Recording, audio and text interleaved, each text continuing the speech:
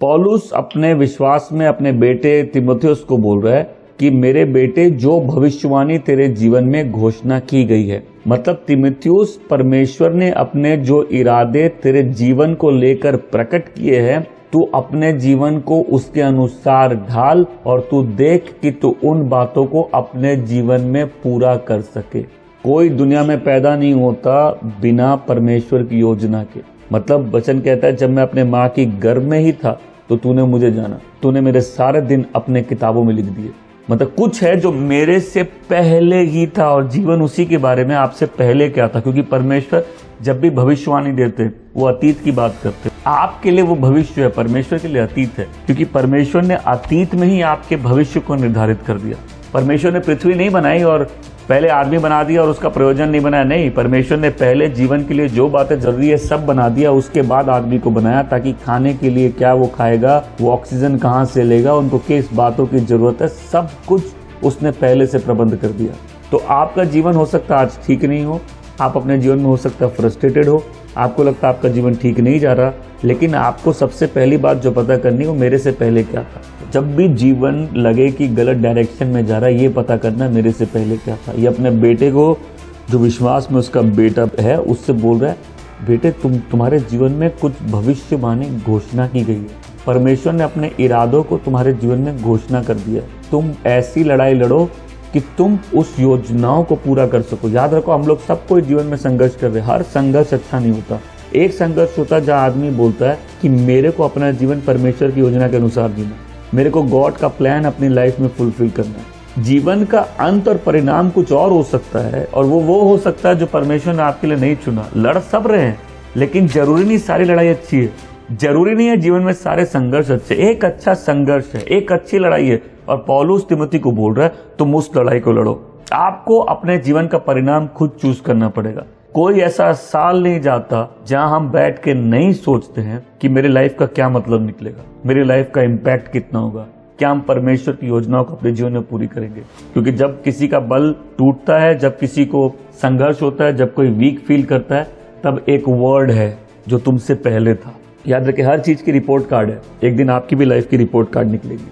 और वचन कहता है उन्होंने विश्वास से जीवन की अच्छी रिपोर्ट दी। आप भी अगर उस विश्वास के अनुसार जिए और अपना पूरा जीवन का भार परमेश्वर की योजनाओं पर, उसके वादों पर लगा दे, तो आपके जीवन का भी एक अच्छा मतलब निकल सकता है, आपके जीवन का आउटकम अच्छा निकल सकता है। सब कहीं ना कहीं किसी से लड़ रहे हैं। कोई अपने अतीत से लड़ रहा है, कोई अपने वर्तमान से लड़ रहा है, कोई डर से लड़ रहा है, कोई अनिश्चितताओं से लड़ रहा है, कोई घर में ही बैठ के लड़ रहा है, कोई अपने अकेलेपन से लड़ रहा है, कोई अपनी आर्थिक समस्या से लड़ रहा है, कोई अपनी भावनाओं से लड़ रहा है।